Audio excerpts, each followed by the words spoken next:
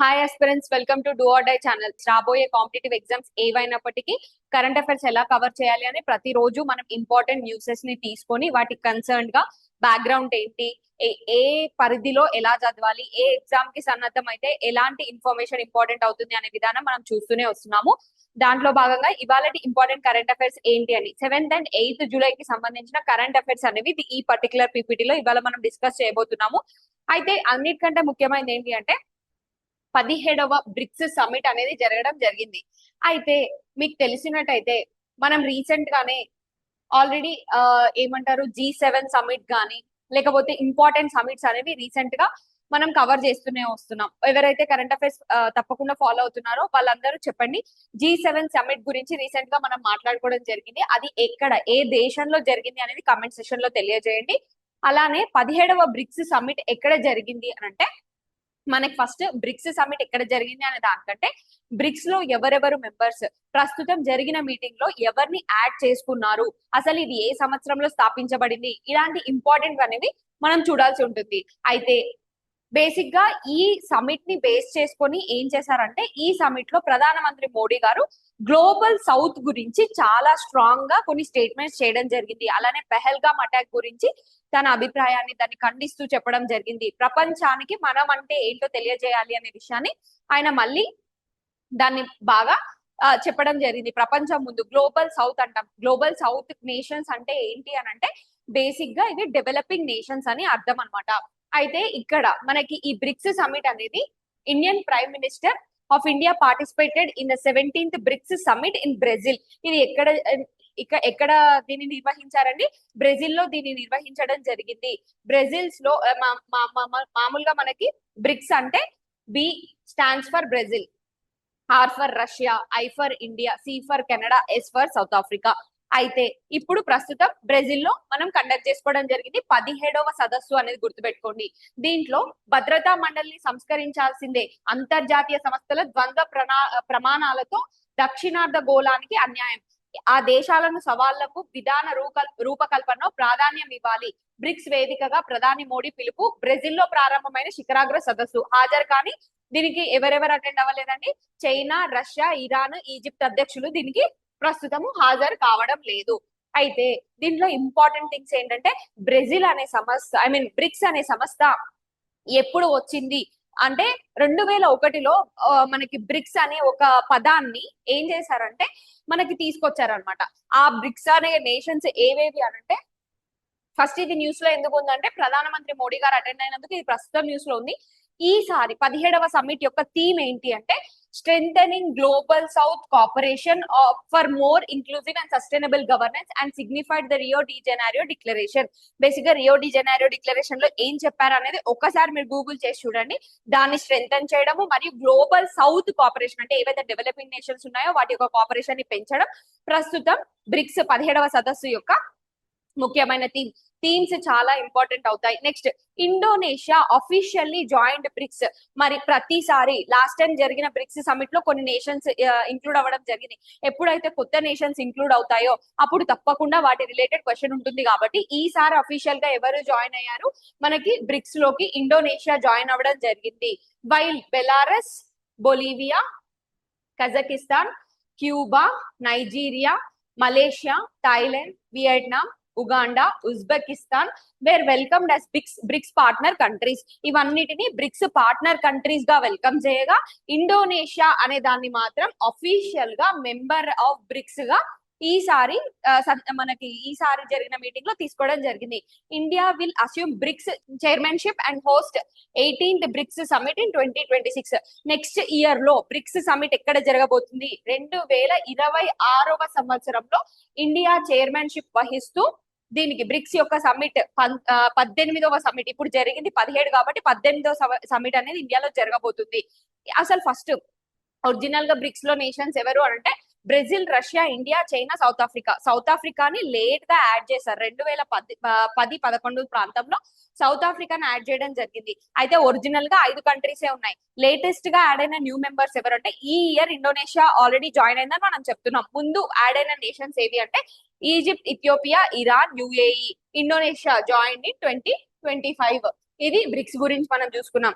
అయితే బ్రిక్స్ అనే పదాన్ని ఎప్పుడు న్యూస్ లో ఉంది ఏంటి, దాని ఎవల్యూషన్ ఏంటి, ఫస్ట్ సమ్మిట్ ఎక్కడ జరిగింది, ఎందుకు ఇంపార్టెంట్ అంటే కొన్ని గ్లోబల్ గా ఇంపార్టెంట్ అయిన సమ్మిట్స్ ఏవైనా ఉంటే, ఏవైనా ఆర్గనైజేషన్స్ ఉంటే, ఏషియన్ డెవలప్మెంట్ బ్యాంక్ కానీ, బ్రిక్స్ కానీ, సార్క్ నేషన్స్ కానీ, world bank, IMF, world economic forum, ఇలాంటి వాటి గురించి కొన్ని ఇన్ఫర్మేషన్స్ అంటే ఫస్ట్ సమ్మిట్ ఎప్పుడు జరిగింది, ఎక్కడ జరిగింది, ఇలాంటివన్నీ చాలా ఇంపార్టెంట్ అవుతాయి. కాబట్టి బ్రిక్స్ గురించి కూడా మనం కవర్ చేయాల్సి ఉంటుంది. BRICS is an intergovernmental forum for emerging economies, initially comprising Brazil, Russia, India, China and South Africa. Term brick అనే నేషన్ ని ఎవరు కాయిన్ చేశారు అంటే జిమ్ ఓనెయిల్ అనే ఎకనామిస్ట్ 2001 సంవత్సరంలో దీన్ని టర్మ్ చేయడం జరిగింది. అయితే ఇది ఒక ఫాస్ట్ గ్రోయింగ్ ఎకానమీస్ యొక్క కూడిక. అయితే ఏం జరిగింది, సౌత్ ఆఫ్రికా 2010 సంవత్సరంలో ఈ పర్టికులర్ కూడికలో సౌత్ ఆఫ్రికా కలిసి బ్రిక్ కాస్త బ్రిక్స్ గా మారింది. ఎస్టాబ్లిష్మెంట్ అండ్ ఎవల్యూషన్ చూసుకున్నట్టయితే ఫస్ట్ ఫార్మ్డ్ ఇన్ 2009.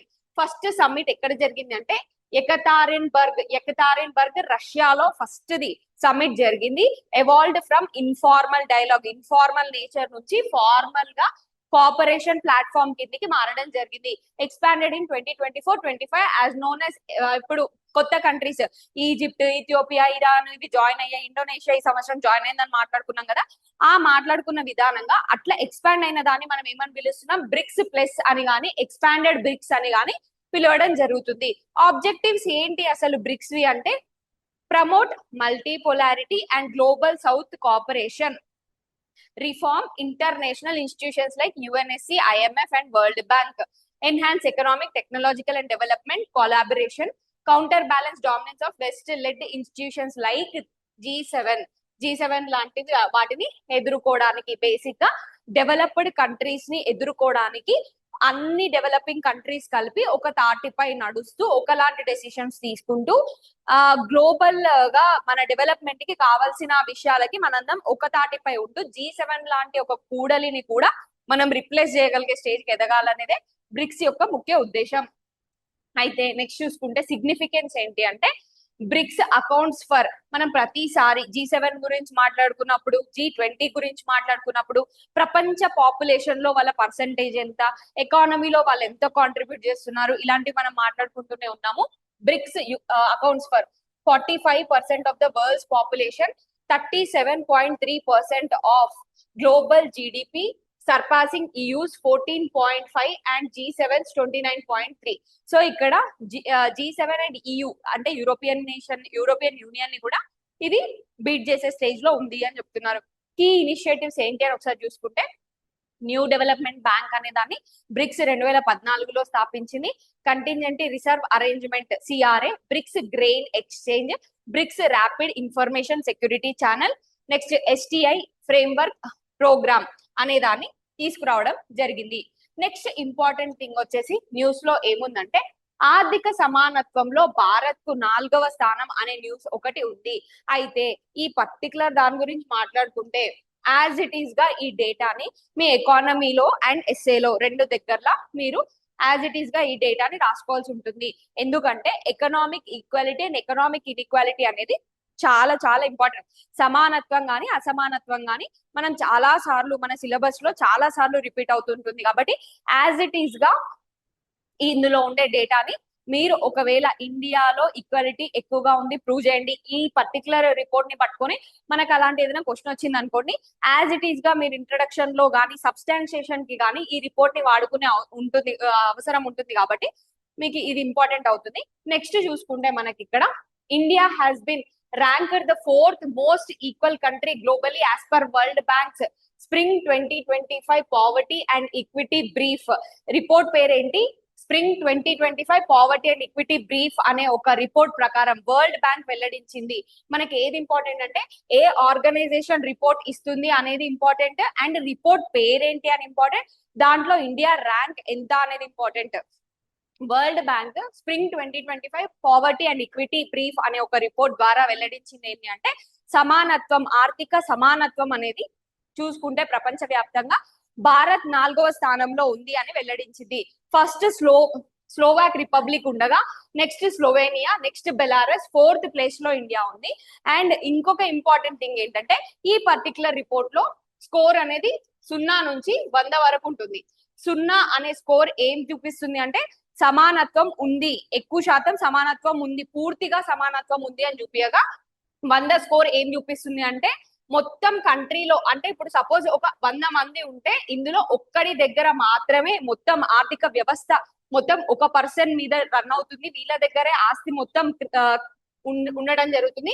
మిగతా 99 మంది దగ్గర 1% కూడా ఉండదు అనేది నిర్ణయిస్తారు.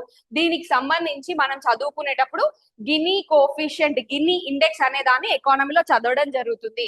అయితే ఇండియా ఈ పర్టికులర్ రిపోర్ట్ లో 4వ ర్యాంక్ వచ్చింది అనేది విశేషం. అయితే ఇంకా దీంట్లో ఇంపార్టెంట్ థింగ్స్ ఏంటి అని చూసుకుంటే మనం ఆల్రెడీ ఇది ఎవరు ఇస్తారు అనేది చూసాము, గినీ కోఫిషియంట్ గురించి చూసాం. కంపారిజన్ వైజ్ చూసుకుంటే 4th ప్లేస్ లో ఇండియా ఉంది అన్న, ఫస్ట్ 3 ప్లేసెస్ ఎవరు అని చెప్పాం.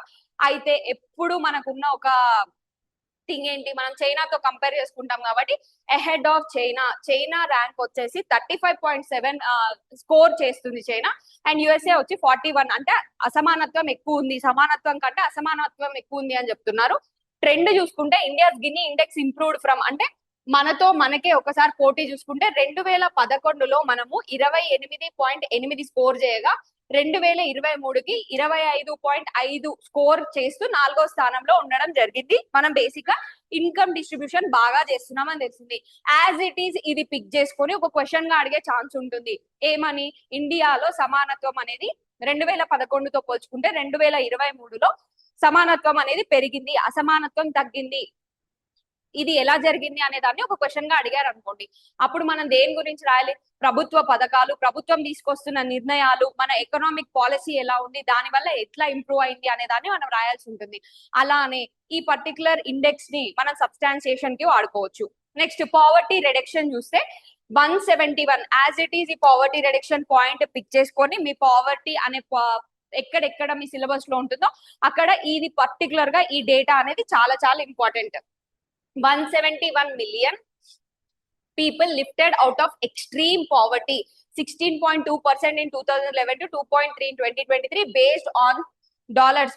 అంటే ఏ థ్రెష్ హోల్డ్ ని బేస్ చేసుకొని రోజుకి $2.15 పర్ డే థ్రెష్ హోల్డ్ ని బేస్ చేసుకొని ఇంత మందిని 2023 కల్లా మనము అప్లిఫ్ట్ చేయడం జరిగింది. అయితే ఇక్కడ ఇంకొక ఇంపార్టెంట్ థింగ్ ఏంటంటే దీనికి కారణమైన పాలసీలు ఏంటి అనేది మనం ఒకసారి చూసుకుందాం. అంటే కాంప్రహెన్సివ్ గా మనం సమానత్వంలో ఎక్కడున్నాం, దానికి గాను పావర్టీలో ఎంత మంది లిఫ్ట్ అయ్యారు, చూసారా ఎంత ఇంటర్ లింకేజ్ ఉంటుందో. ఇప్పుడు ఇక్కడ ఏం చేస్తున్నాము, ఏ పాలసీస్ దానికి మేజర్ ఇంపాక్ట్ ఇచ్చాయి అనే దాన్ని ఇక్కడ మనం ఒకటే దగ్గర రాసుకుంటున్నాం. పిఎం జన్ ధన్ యోజన అనేది దీంట్లో ఒక క్రూషియల్ రోల్ ప్లే చేస్తుంది.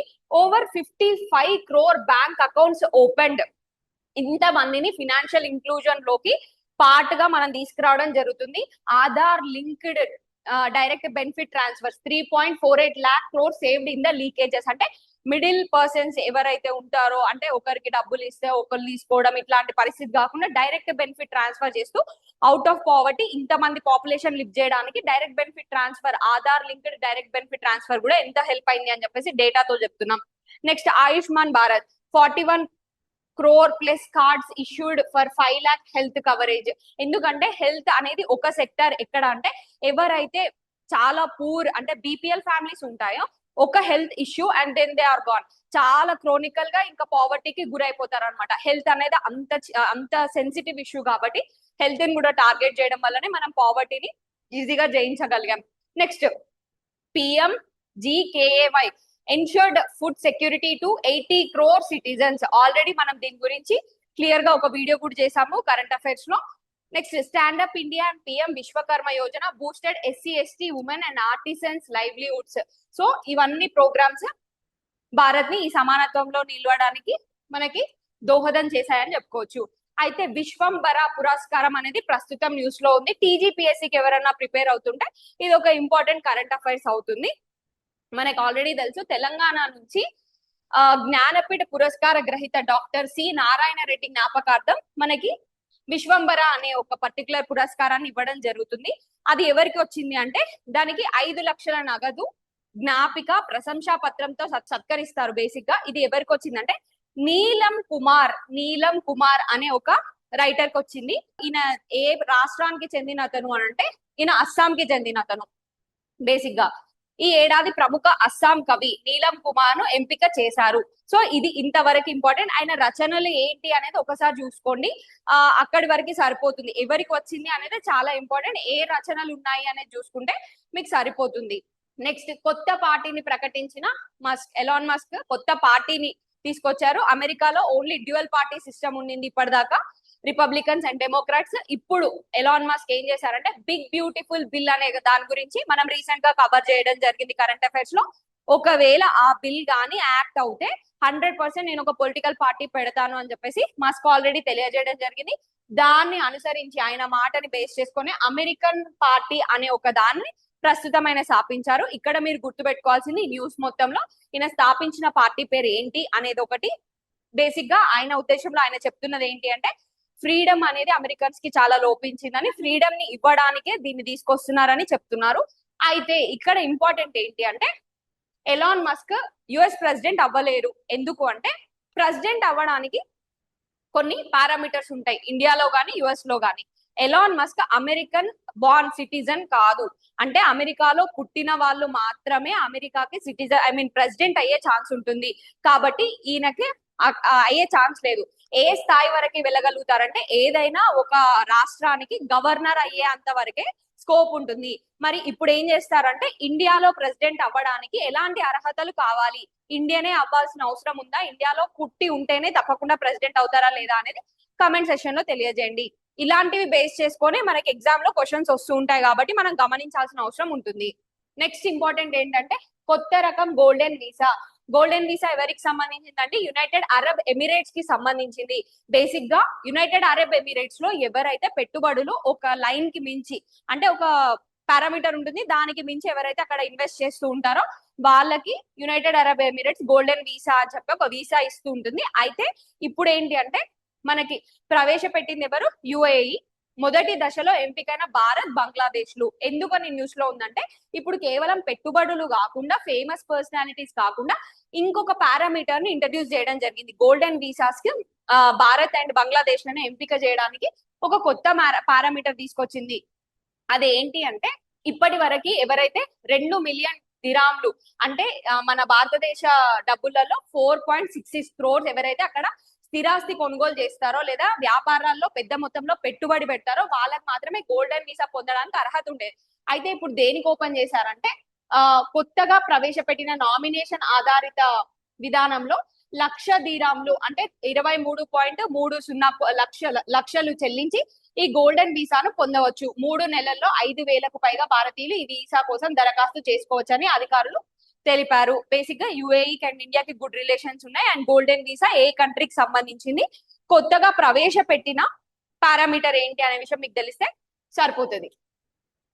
నెక్స్ట్ ఇంపార్టెంట్ థింగ్ వచ్చేసి మనం దాంట్లోనే గోల్డెన్ వీసా అంటే ఏంటి, దేనికి ఇస్తాము అని చెప్పేసి ఇక్కడ ఆల్రెడీ ఇవ్వడం జరిగింది. అయితే key features of golden visa అనేది ఏంటి అని ఒకసారి చూద్దాం. Life time residency, no renewal or expiration upon asset sale. అంటే ఒకసారి ఆస్తి కొన్నాము, కొన్ని రోజుల తర్వాత ఆస్తి అమ్మేసినా సరే మనము గోల్డెన్ వీసా అనేది అప్రూవల్ అలానే ఉంటుంది. Next, one time fee AED 1 lakh approx 23.3 lakh. No investment needed, no property or business investment required. Sponsor family and staff, family members of any age plus unlimited domestic staff. Uninterrupted residency, can live outside UAE more than 6 months without losing visa. So ఇవన్నీ golden visa యొక్క basic features. Next, wild life institute of India అనేది ప్రస్తుతం news లో ఉంది. ఎందుకంటే detailed review by the wild life institute of India has highlighted the need for scientific infrastructure based and community driven measures to improve ecological management of Andhra Pradesh wildlife sanctuaries. Basic గా ఏం చేయాలనుకుంటున్నారంటే ఈ wild life సంరక్షణ ఏదైతే wild life sanctuaries ద్వారా చేస్తున్నారో దాన్ని ఇంకా కొంచెం సైంటిఫిక్ ప్రాసెస్ లో ముందుకు తీసుకెళ్లాలని చెప్పి ప్రస్తుతం ఆంధ్రప్రదేశ్ న్యూస్ లో ఉంది. దీన్ని బేస్ చేసుకొని మనం ఏం చేస్తాము, wild life institute of India గురించి బేసిక్ ఇన్ఫర్మేషన్ అనేది మనం ఇక్కడ తెలుసుకుందాం. It is an autonomous institution established in 1982 under Ministry of Environment, Forest, Climate Change and Government of India for nurturing the growth of wildlife science in the country. దీని basic గా ఇది ఎక్కడ locate అయి ఉంది? డెహ్రాడూన్, ఉత్తరాఖండ్ లో ఉంది. Internationally acclaimed institution which offers training programmes academic courses, and advisory in wildlife research and management. It is actively engaged in the research across the breadth of the country in biodiversity related issues. The board is chaired by Union Minister. Objectives ఏంటి wildlife institute of India అవి అని అంటే మనం already చూసుకున్నాం. Already child and women development కోసం కూడా recent గా current affairs లో ఒక ఇన్స్టిట్యూట్ అనేది న్యూస్ లో ఉంది. అది ఎక్కడ స్థాపించబడింది, ఏ మినిస్ట్రీ కిందకి వస్తుందని మనం ఆల్రెడీ కవర్ చేసాం. ఎవరైతే ఆ వీడియో చూసారో అది కమెంట్ సెక్షన్ లో ఇక్కడ తెలియజేయండి. Build up scientific knowledge on wildlife resources, trained personnel at various level for conservation and management of wildlife. Next, Brazil eyes India's Akash missile system. ఇల్లుగాలో ఒకడేడుస్తుంటే ఇంకేదో జరిగినట్టు ఇక్కడ ఆపరేషన్ సింధూర్ లో మనము ఆకాష్ మిసైల్ సిస్టమ్ అనేది యూజ్ చేయడం జరిగింది. దాని ద్వారా ఇండియా యొక్క స్ట్రెంగ్త్ అనేది ప్రపంచానికి తెలియజేయడం జరిగింది. దాంట్లో భాగంగా బ్రెజిల్ ఏదైతే ఆపరేషన్ సింధూర్ లో మనం ఆకాష్ మిసైల్ సిస్టమ్ యూజ్ చేసామో అవి కావాలి అని అనుకుంటుంది. అయితే ఈ సందర్భంగా మనం ఏం చేస్తాం, ఆకాష్ మిసైల్ దాని యొక్క ఫీచర్స్ చూడడమే కాదు, ఏ కంట్రీకి ఇండియాతో ఎలాంటి ఒప్పందాలు ఉన్నాయి మిలిటరీకి సంబంధించినవి అనే విషయం కూడా చూస్తాం. Recently Brazil has shown interest to buy India's Akash air defence system after it success in operation Sindoor ahead of 17th BRICS summit. Akash is a medium range mobile missile system built in India. It protects against enemy aircraft, drones and missiles. ఇక్కడ మనకి ఏది important అంటే range గుర్తుపెట్టుకోండి, mobile missile system అనేది important word. ఎవరు దీన్ని manufacture చేస్తారు అంటే డిఆర్డిఓ, బిడిఎల్ అండ్ బిఈఎల్, ఈ మూడిటి యొక్క సమైక్య కోఆపరేషన్ తో Akash as a part of make in India initiative లో భాగంగా, ఆత్మ నిర్భర్ భారత్ లో భాగంగా దీన్ని మనం మ్యానుఫ్యాక్చర్ చేయడం జరిగింది. కీ ఫీచర్స్ ఏంటి అంటే దీని యొక్క రేంజ్ వచ్చి 4.5 కిలోమీటర్స్ నుంచి 25 కిలోమీటర్స్ రేంజ్ వరకు హిట్ చేయగలుగుతుంది. ఆల్టిట్యూడ్ కవరేజ్ వచ్చి 100 మీటర్స్ నుంచి 20 kilometres, speed supersonic Mach 1.8 to 2.5. ఇప్పుడు ఏది ఇంపార్టెంట్ అంటే మిగతా దేశాలతో ఎలాంటి అగ్రిమెంట్స్ మనకు ఉన్నాయనేది ఒకసారి చూసుకుంటే, ఫిలిప్పైన్స్ కి BrahMos super sonic cruise missile అనేది ఉంది. మనము బ్రహ్మోస్ అనేది ఏ రెండు కంట్రీస్ కి మధ్యన ఒప్పందం అనేది మనం ఆల్రెడీ చూసాము. Mauritius advanced light helicopter Dornier DO-228 aircraft. France software and electronic equipment in defence sector. Armenia Akash air defence missile, Pinaka multi launch rocket system, artillery guns, Swathi weapon locating radars. USA parts of aircraft and helicopter. ఇవి చాలా important అండి, match the following లాగా కూడా అడగచ్చు. So next, operation Muskan అనేది news లో ఉందండి. Operation Muskan, operation smile రెండు ఒకటే. స్ట్రీట్ చిల్డ్రన్ బెగ్గింగ్, వీటి రిలేటెడ్ ఆల్రెడీ మనం కవర్ చేసాము. ఎవరైతే street children begging, trafficking, illegal trades లో వాళ్ళని ఫోర్సబుల్ గా ఎంటర్ చేపిస్తుంటారో వాళ్ళని రెస్క్యూ చేయడానికి. అయితే 11వ దశ అనేది ఇప్పుడు ప్రస్తుతం సైబరాబాద్ పోలీసులు తెలంగాణలో దీనికి సన్నద్ధం అవుతున్నారు. దీన్ని చూసుకొని మనం ఏం చేయాలి అంటే ఆపరేషన్ ముస్కాన్ గురించి డీటెయిల్స్ అనేవి చాలా ఇంపార్టెంట్. మనం రీసెంట్ గా కూడా చాలా ఆపరేషన్స్ కంప్లీట్ చేసాం కాబట్టి ఆపరేషన్స్ రిలేటెడ్ అంటే దేనికి సంబంధించింది అనే విషయం అయితే మనకు తెలిసి ఉండాలి. Cyberabad police launched Operation Muskan 11 aimed at tracing missing children and rescuing minors from various forms of exploitation including begging, child labor, trafficking and bonded labor. Operation Muskaan గురించి చూసుకుంటే దీన్ని ఆపరేషన్ స్మైల్ అని కూడా అంటారు. ఇది నేషన్ వైడ్ ఇనిషియేటివ్. ఏ ministry కిందకి వస్తుందంటే ministry of home affairs in India, focused on rescuing and rehabilitating missing children. A month-long campaign where state police department actively trace, rescue and reunite missing children with their families or child care institutions అనేది జరుగుతుంది. Next మనకి news లో ఉన్నది ఏంటి అంటే zoological survey of India records 683 faunal discoveries in 2024. ఇది అందుకని news లో ఉంది. 110th జువలాజికల్ సర్వే డే అనేది మనం మొన్న కంప్లీట్ చేసుకున్నాం. జువలాజికల్ సర్వే అనేది దేని కిందికి వస్తుంది అంటే ministry of environment, forest and climate change, government of India కిందికి వస్తుంది. ఇంతవరకు గుర్తుపెట్టుకుంటే సరిపోతుంది. అయితే దీంట్లో కేరళ అనేది ఒక టాప్ కాంట్రిబ్యూటర్ గా, ఈ స్పీషీస్ కాంట్రిబ్యూటర్ గా మనం ఆల్రెడీ మాట్లాడుకున్నాం. ఎకలాజికల్ హాట్ స్పాట్స్ అనే ఒక టాపిక్ ని మనం ఆల్రెడీ కవర్ చేయడం జరిగింది. దాంట్లో వెస్టర్న్ ఘట్స్ చాలా క్రూషియల్. వెస్టర్న్ ఘట్స్ లో కూడా ఏ స్టేట్ అనే ఒక స్పెసిఫిక్ థింగ్ వస్తే మన కేరళ చాలా ఇంపార్టెంట్ అని తెలుస్తుంది. అయితే దీనికి 16 రీజనల్ సెంటర్స్ ఉన్నాయి. ముఖ్యంగా దీని యొక్క హెడ్ క్వార్టర్ వచ్చి కోల్కతాలో ఉంది.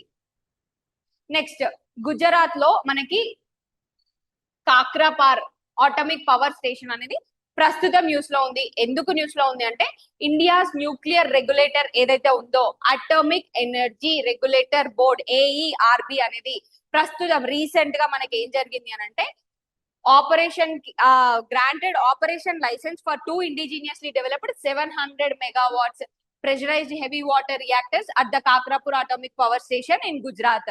దీనికి ఆమోదం తెలిపింది కాబట్టి ఇది ప్రస్తుతం న్యూస్ లో ఉంది. సో ఎక్కడ మనకి న్యూక్లియర్ రియాక్టర్స్ ఎక్కడెక్కడ ఉన్నాయి అనేది చాలా చాలా ఇంపార్టెంట్ అవుతుంది.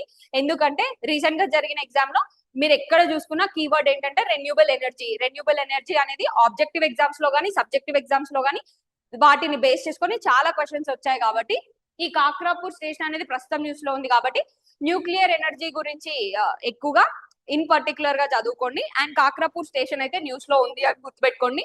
కాక్రాపూర్ అటామిక్ పవర్ స్టేషన్ ఎక్కడుంది? గుజరాత్ లో ఉందని గుర్తుపెట్టుకోండి. నెక్స్ట్ మెటర్నల్ మోర్టాలిటీ రేషియో అనేది ప్రస్తుతం న్యూస్ లో ఉంది. ఎందుకు అంటే ఈ మెటర్నల్ మోర్టాలిటీ రేషియో అనంటే శిశువు జననం తర్వాత 1,00,000 లైవ్ బర్త్స్ అంటే 1,00,000 లైవ్ బర్త్స్ కి ఎంత మంది మహిళలు చనిపోతున్నారు బర్త్ ఇచ్చిన తర్వాత అనేదే ఈ రేషియో. అయితే ఇండియాలో రీసెంట్ గా 2019 నుంచి 2021 వరకు డేటా పరిశీలించినట్టయితే 93 మంది ప్రతి 1,00,000 లైవ్ బర్త్స్ కి చనిపోతున్నారు. ఇది చాలా ఎక్కువనే చెప్పాలి. యాక్చువల్లీ ఇది కొంచెం తక్కువ అంటే మనం చాలా ఎఫర్ట్స్ పెట్టి దీన్ని తక్కువ చేస్తూ వస్తున్నాం. కానీ విషయాలు ఏంటంటే దీంట్లో రీజనల్ డిస్పారిటీ ఉంది. అంటే 93 ఆల్ ఓవర్ ఇండియా కాదండి.